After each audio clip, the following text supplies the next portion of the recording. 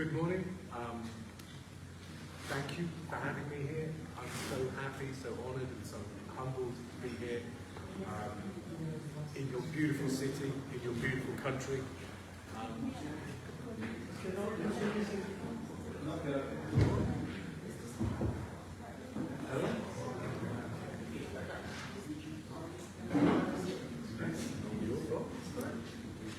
Okay, so let's try that again.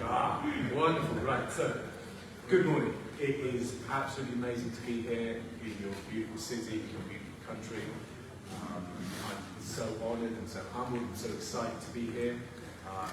And I just keep looking around, and everything's so new and beautiful, and it's a wonderful adventure for me. And with the kind of music I play, that's perfect. So tonight we're playing Bagatelles of John Zorn. John's a big friend of mine. I've been working with him for the last 10 years, and I do large ensemble versions of his tunes, of his works.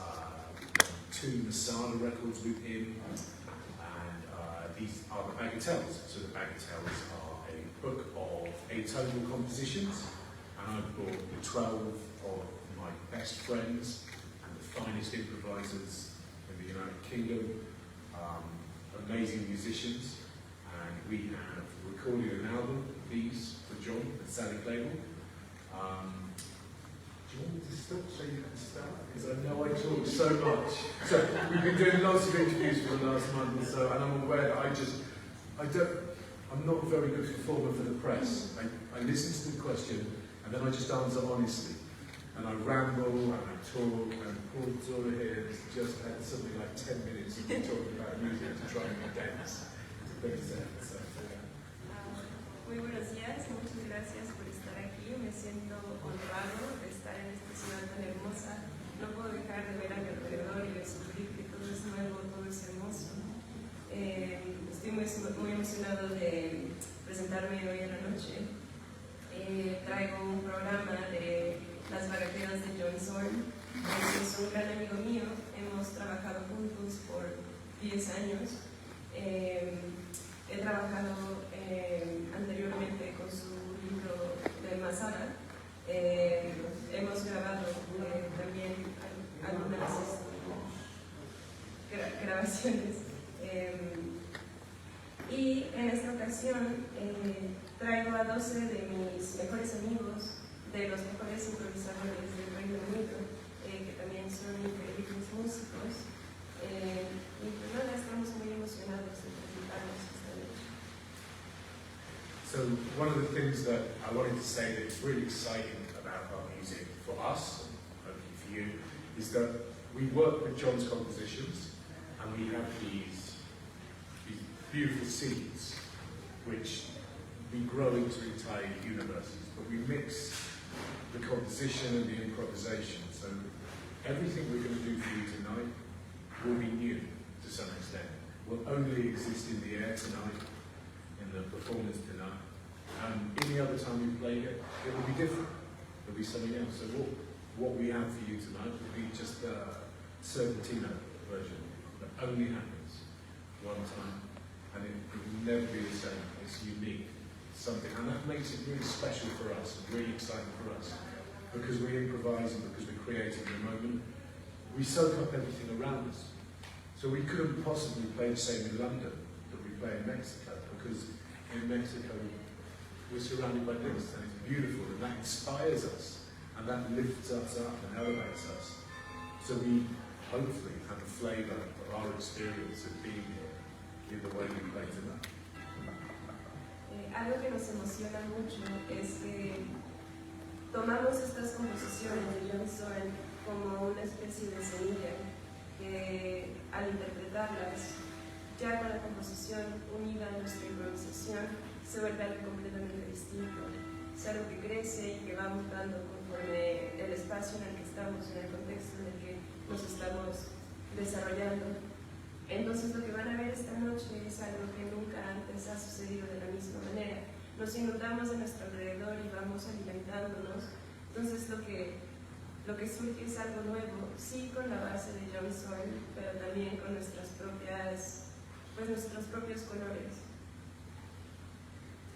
I mean, are there any questions? I could talk about music all day, but maybe we could do some improvisation and we could have a conversation. Si tienen alguna pregunta, puedo hablar todo el día de música, pero... Hola, tal, muy bien. Me gustaría preguntarle, dentro del universo completo de las bagatelas de Zorn, de estas 300 piezas, ¿cómo hace la selección de cuáles van a ser tocadas en cada concierto, por favor? Out of the 300 bagatelas by John Zorn, how did you choose which ones to play tonight? So, I started off by, I think it was, in lockdown, when the coronavirus was making music impossible. Zorn sent me the book and said, "Hey Sam, do you want to do a record? Here's the book, pick the one you want to play." And because I couldn't leave my apartment, I sat in my apartment for some weeks with the book, and I looked at them, and I played them, and I studied them, and I picked the ones I wanted to record. So I arranged them, and the first thing I did when I arranged them was I thought about the people I wanted to play them. So when I look through the book of music, I see John Zorn's handwriting, which is beautiful, and that starts making me think about the sounds. And so that jumps off the page, and I hear those sounds. And when I hear those sounds, that makes me think of a musician.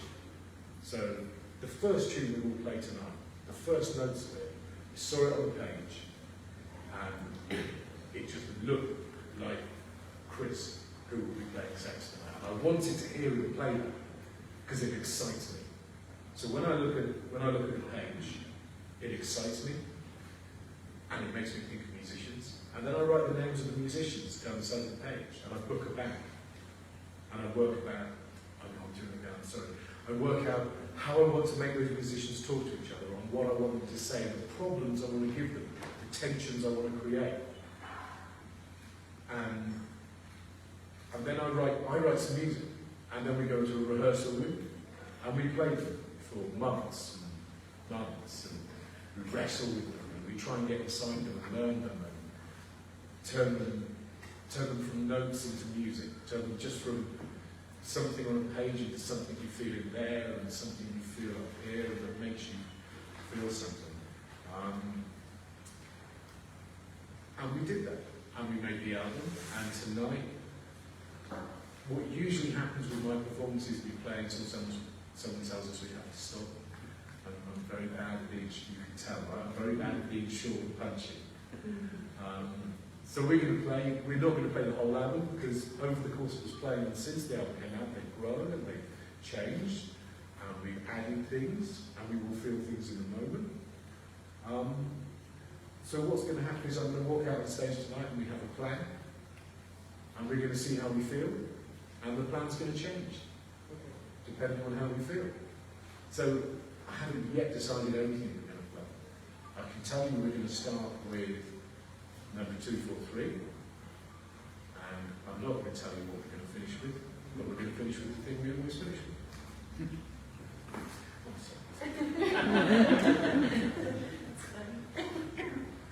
Bueno, la respuesta directa a la pregunta es que todo comenzó en la cuarentena, cuando era imposible salir, era complicado hacer música. John Zorn me envió su libro de las bagatelas y pues me senté por varias semanas en mi departamento solo leyendo sus composiciones, viendo su letra, que es hermosa, y mientras leía lo que él había escrito, escuchaba los sonidos, escuchaba la música y también pensaba en músicos específicos. Entonces yo veía la escritura y, no sé, con la pieza con la que vamos a empezar, inmediatamente pensé en Chris, que es quien va a estar tocando el saxofón. Entonces, conforme iba leyendo, iba pensando en más músicos, gente que yo conozco, iba anotando a un lado, iba formando como una banda. Y así con todas las selecciones que hice para esta presentación, imaginaba también, por ejemplo, qué problemas quería que ellos resolvieran respecto a la pieza o qué tensiones quería que ellos crearan. Entonces, lo emocionante de esto es que aunque todo está planeado, tenemos un plan. Vamos a ver cómo nos sentiremos hoy en la noche y puede que el plan cambie. Es lo más probable que suceda, que el plan cambie. Sé que vamos a iniciar con el número 243, no les puedo decir nada más, porque todo puede suceder.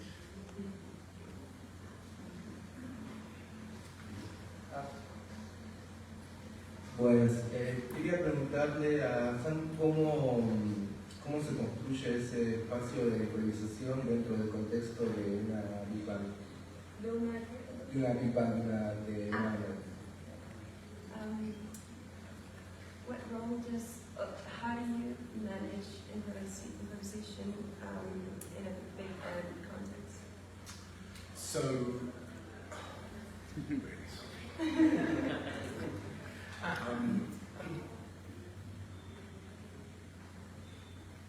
what we're trying to do all the time is make the writing and the improvisation the same thing. So it's all one world, and the improvisation reflects and grows out of the composition, so that the improvisation in one tune could only happen in that tune in that moment. It couldn't happen, the same person at the same tempo in a different tune would have to play something different. So specifically with big band, but with all music that I write, I'm trying to create problems for people. I'm trying to give the musicians a problem they have to solve with their improvisation. And I'm trying to create a world where the flow happens. So we move from the written material into the improvisation, and we move back out of it and back in again. And we have the spontaneity in a way that is just one whole thing. So I love a big band because it's like painting with all the colour. And so like for me, it's almost like Mexico, right? When I walk around and I see the colour everywhere, and I keep getting distracted by the shop behind me because there's all these beautiful things in there, and I just had a quick wander around there when I was early, and it's like the colour's everywhere, the spectrum is everywhere. And with big band, I feel like I've got that spectrum. Like I've got winds, and I've got brasses, and I've got a rhythm section, so I can paint anything. We can go anywhere. And when you can go anywhere and do anything, and you've got the kind of musicians who can go anywhere and do anything, it almost doesn't matter. It's like it's not a big band. It's just a band. It's just our friends, and there's a lot of us. And it's connected to 𝐄𝐚𝐬𝐭𝐦𝐨𝐧𝐝 and to that tradition. It comes out of 𝐄𝐚𝐬𝐭𝐦𝐨𝐝. It absolutely does. But it also comes out of smaller group settings. And it just tries to be one thing. But all it is just a group of friends on stage having a hug, telling each other we love each other, telling you we love you, and trying to think of a way that we can transcend like ideas about writing things down, or arrangement, or big band, or jazz, or rock, or anything. It's just all the same. And it's all us. And it's all you. And it's all John Zorn. Every time.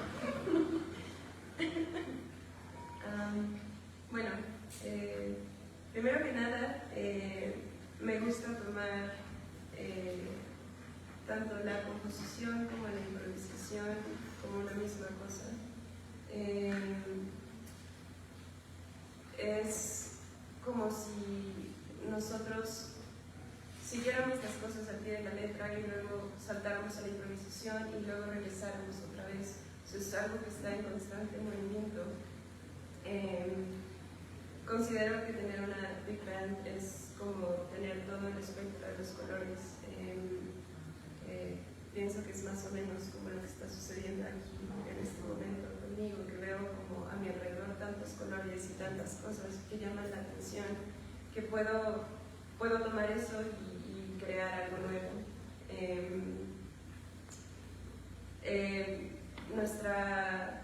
La forma en la que hacemos las cosas está conectada así mucho a Duke Ellington, pero también a estas formaciones, bueno, de grupos más pequeños. Lo que se puede hacer es, me gusta darles justo problemas que ellos puedan resolver con la improvisación, sin salirnos de lo que John Zorn nos da, pues ya la composición de las bagatelas. Pero pues en realidad es más como, tengo un grupo de amigos muy buenos que aman hacer música igual que yo, entonces cada uno tiene cosas que aportar a lo que está sucediendo en el escenario, a lo que está sucediendo en los ensayos. Es algo que hacemos para ustedes y también se incluye el amor que siento del público y de mis amigos y de la música. Entonces es como un espectro muy hermoso, que es lo que me proporciona una big band. ¿Qué tal? Buenos días. Yo quisiera que nos platicaras acerca de dónde ubicas o dónde ponderas a John Zorn para la importancia de la música contemporánea, ¿no? ¿Cuál es, digamos, el papel que John Zorn tiene para la música, teniendo tantos registros, ¿no? Que involucra el jazz, la vanguardia, la interpretación, ¿no? ¿Dónde ubicar, dónde están, digamos, esos elementos que tú encuentras en la música de John Zorn tan importantes para la música contemporánea?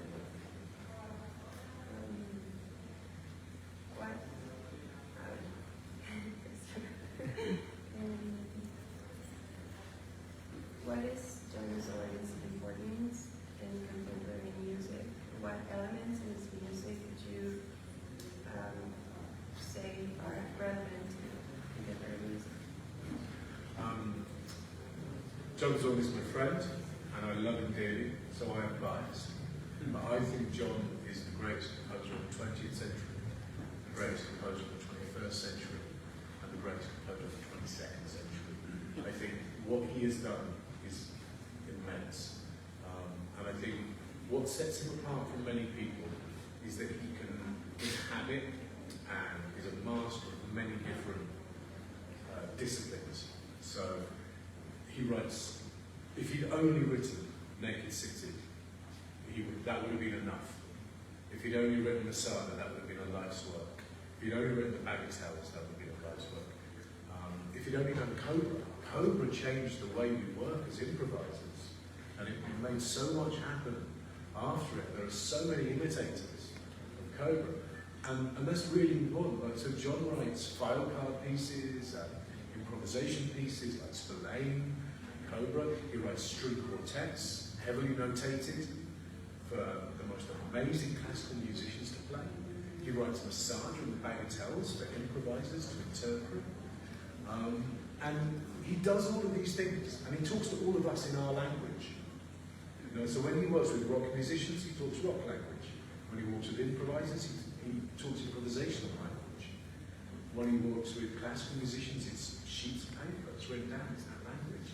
And I can't think of anyone else that works as hard as him, that has produced as much work as him, of the level, of the quality.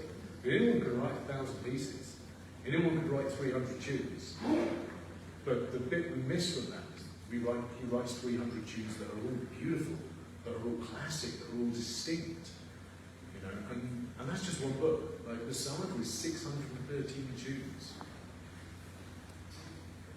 It's like, I always have a hard time because when I first started listening to Zorn, I was in England, he's in the US, I'm just a fan. And I met him, and he's my friend, we work together. But he's something else. I've never met anyone like him. He's the most amazing human being, warmest, funniest, most beautiful musician. And it's a great honour for me to be a tiny, tiny part of his world and to work with him. And I feel that everything I do has a great responsibility to his music and his vision and his legacy.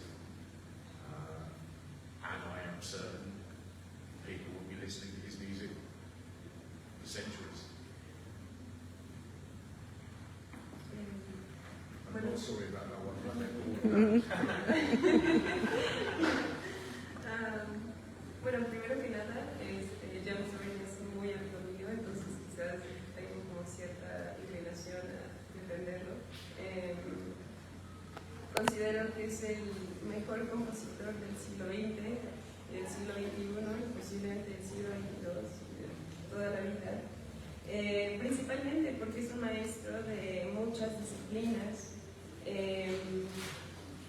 Si él hubiera solo compuesto Naked City, habría sido la obra de su vida y sería relevante para siempre. Si hubiera solo compuesto Masada, también sería, o sea, un legado de dejar. Si solo hubiera compuesto las bagatelas, igual.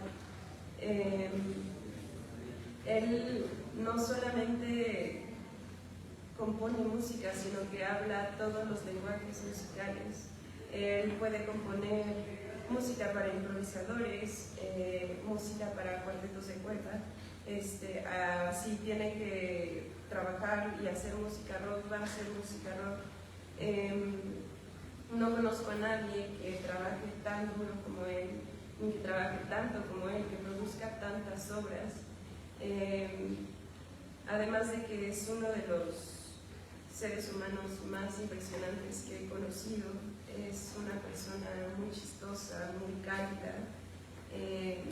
Es un gran honor para mí ser una parte pequeñita de su mundo y poder transmitir su legado a través de mi trabajo.